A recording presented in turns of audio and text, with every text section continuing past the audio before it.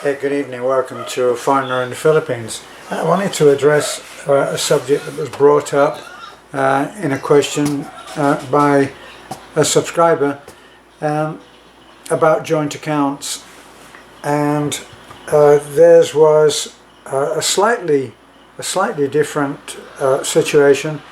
The man is a foreigner, and the lady is a Filipina, but they were not involved in a romantic relationship. So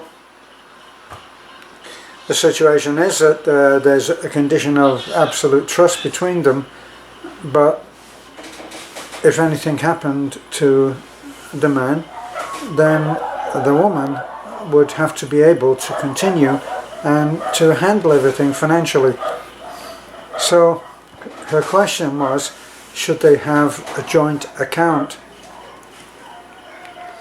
Obviously, the most important point in this kind of question, this kind of situation, is that there must be trust. So there has to be trust between the two partners. Now, the man is getting on in years. He's retired. He's living here in the Philippines.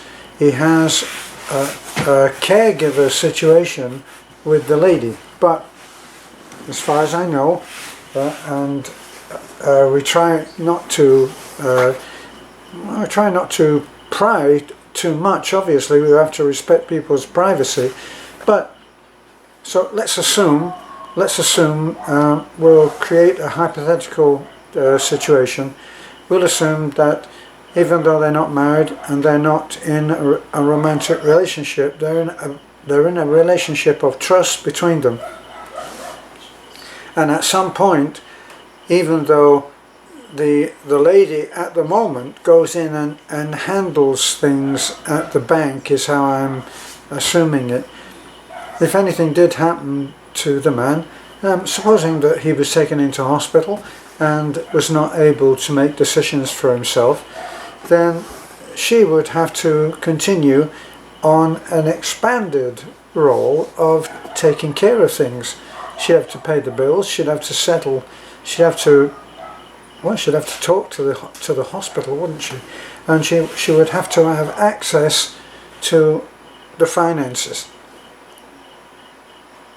Now, assuming, as I say, that there is trust, which I would assume that there is trust between this particular couple.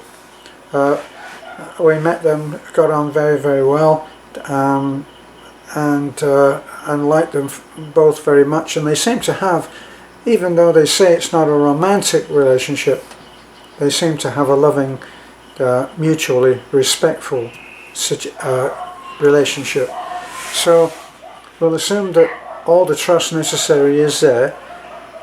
Her question was, should we have a bank account that is for both of us, a joint bank account? So my thought is that you should. You should be able to both have access to whatever finances there are. The people are not generally rich. They're not rich. I think that the man was comfortably off, able to support himself and their situation. They lived in a town that is an hour or an hour and a half or so away from where we live, so it's not like we see them all the time, but we did meet them this once and enjoyed a pleasant meeting. So his respect for her was obvious, her respect and affection for him was also obvious. So I'm thinking, in that situation, it would make sense to have a joint account. And then, if any of those things where she needs to have access to that money, whatever, on a continued basis of how they're working at the moment, the man was partly disabled, had what can I say, diminished sight, so wasn't completely blind, but was definitely affected on that, and his sight was very much down on what was normal. So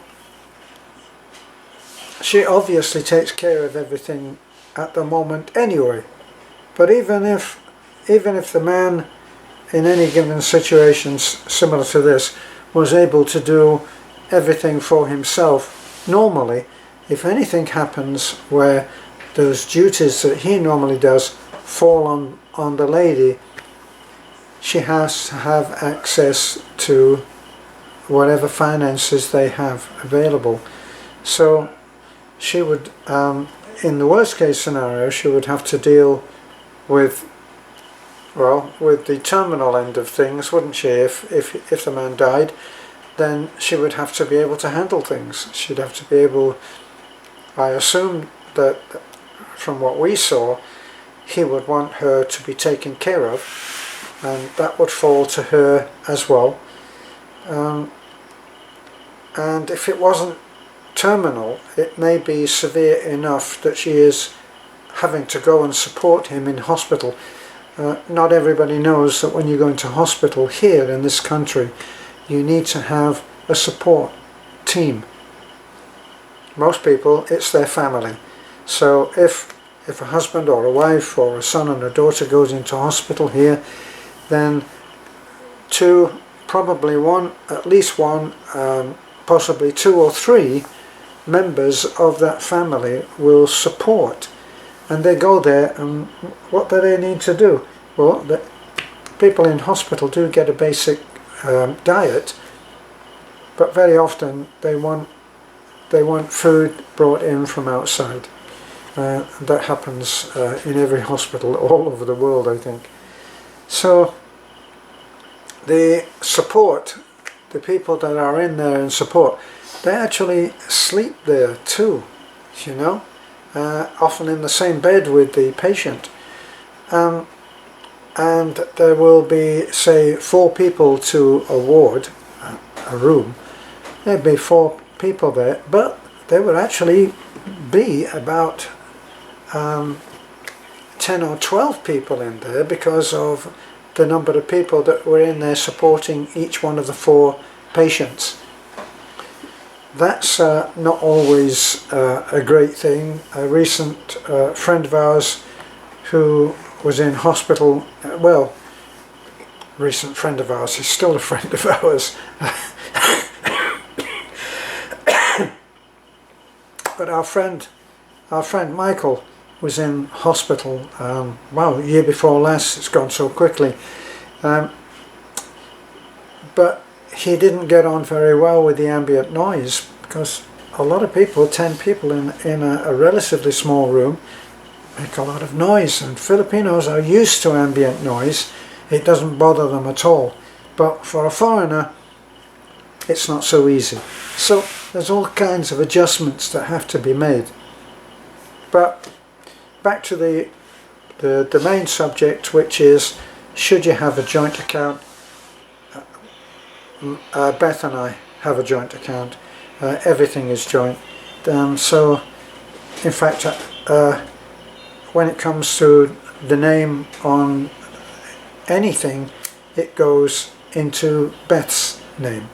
So it's easier for her to go down and say, register the truck. It's just easier if it's in her name. And so in some cases, in some ways, it's not always that easy to put 2 names onto a document. So you end up that it's going to be 1, and there are difficulties if it's the foreigner. I know it's not impossible. We haven't tried it. So I think, yes, in order to make out, handle things in emergencies, a joint account is a thing, because then either or either can go in and make a withdrawal or a deposit. In our particular case, I do all of the banking, and that's for a very good reason. I go in and make the deposits, I go in and make the withdrawals, and the reason for that is I'm a senior, and seniors, because of the law of giving priority to seniors, pregnant women and people of various disabilities, go to the front of the line. In fact, usually there's a special line with a special desk where even if it's not manned, you can go up there and put your whatever it is that you want to do, withdrawal or deposit, and you can put your banking book onto the counter, and the person in the next cashier will take that and deal with it, and you'll be giving priority. Now, when banks are really busy, which seems to be less now that the pandemic or plandemic is on, it's not quite so bad now, but under normal working situations, a trip to the bank can take a long time. Not unusual to be in there for 2 hours. Now, that's not as a senior. As a senior, I should be in and out in 10 or 15 minutes. A little bit embarrassing at first when you're a foreigner, and there are people who are in line and either will be or have been in line for some amount of time, and you just go up to the front and put your bank details and needs on the desk. At first it can be a little bit embarrassing, but I notice that there's never any animosity with Filipinos, and that they accept that as you are as you're a senior and getting on, as you're an old fart like me, then you're not going to be waiting, and that's the rule, that's the law. So that's what happens. So, yeah, it's a joint account in my mind, but that does require a great deal of trust, which we are fortunate to have. So, you have to work out the trust thing first, and then whether it's a joint account or not is an easy decision. Hope this helps. Bye for now.